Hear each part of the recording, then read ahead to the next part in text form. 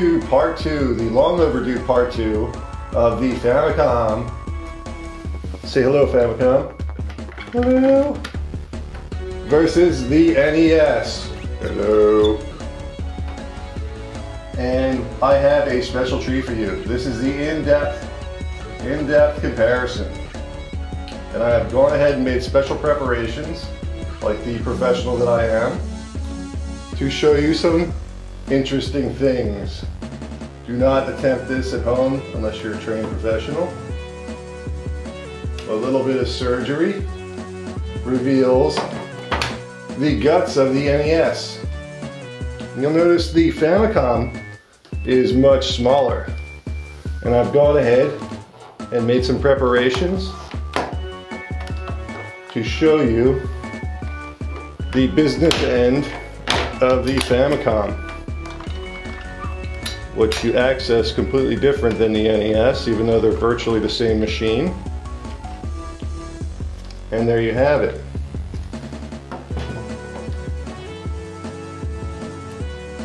Now, the main thing you'll notice between the two machines is that the Nintendo NES here has all this silver shiny metal around it, around all the business ends of it. The motherboard is virtually completely covered, except for a little area here, by this silver metal sheeting. It's called RF shielding.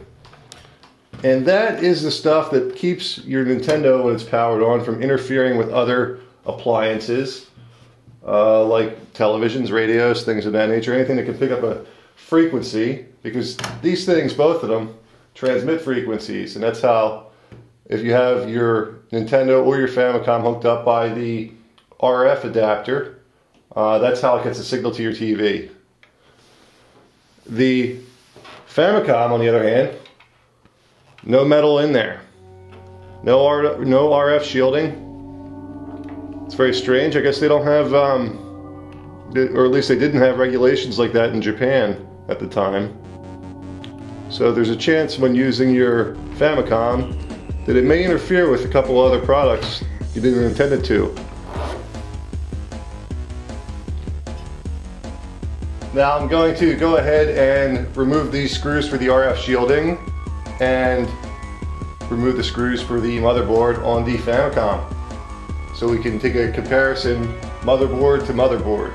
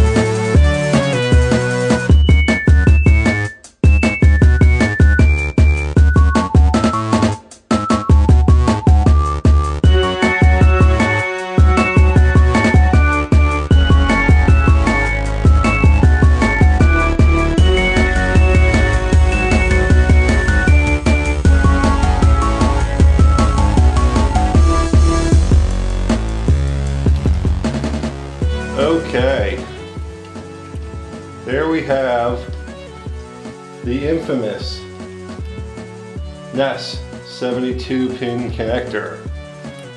This little bugger is the source of a lot of problems with old Nintendos. This is a new one I have installed in my old NES because they are such a troublesome design. They're prone to corrosion in here. This is where the cart makes contact with the motherboard, and it's kind of hard to see in this video.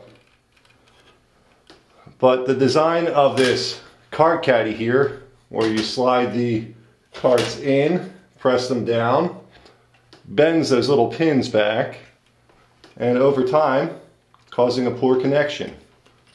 And that gives you that flashing blank screen and all kinds of fun stuff that makes your Nintendo not work.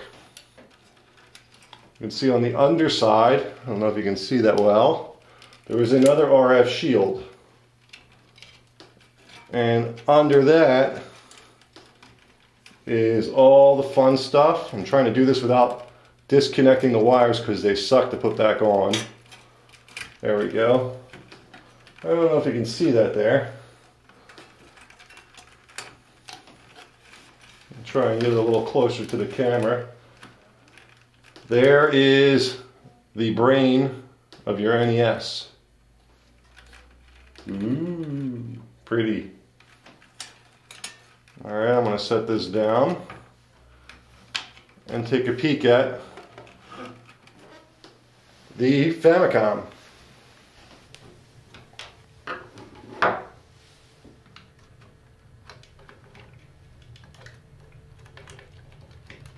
Okay. I have never had one of these apart before, so bear with me. There, I don't know if you could see, I want to try and move a little closer, is the brain of the Famicom. And let me see if I can get a side by side here with the brain of the NES.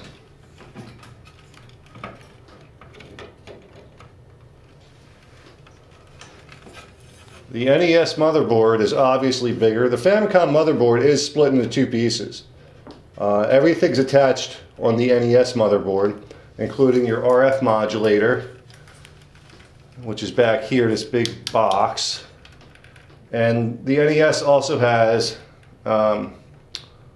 RCA style AV jacks in the same modulator. This silver thing here is an expansion port for the NES that was never used. If you look at the bottom of an NES, there's a little panel you can remove to gain access to the expansion port, and that was for things like the disk system that never came out for the NES, and also the modem, which also never came out for the NES. Both were available for the Famicom. Now there is also an extra chip on this motherboard, at least one that I know of, and let me find it for you. I have this chip actually modified on this NES, so it shouldn't be too hard to pick out. It's this one here. This guy here is called the NES 10 chip, and that thing is a real pain in the ass.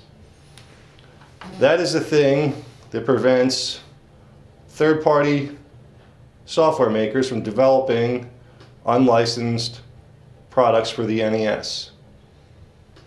In short, there is another chip on any officially licensed cartridge for Nintendo, for the NES, that has to communicate with that chip. And if it communicates properly, it lets you play the game. And if it doesn't communicate properly, it gives a bad disk read, or how, it's not a disk, so I don't know what you'd call it. It registers it as unlicensed product and goes to the disk error mode, which is a flashing red light on the LED display and a flashing screen. Now, we're all familiar with that flashing screen and flashing red light because when the contacts on the 72-pin connector get dirty, it also trips that same copy protection. So, yeah, there are the main differences there. Motherboard on the Famicom, much smaller. I'd say about a third of the size of the NES. Now this is broken into two pieces, like I said, but the other piece is very small. And all that's holding is the RF modulator. And that looks like about it.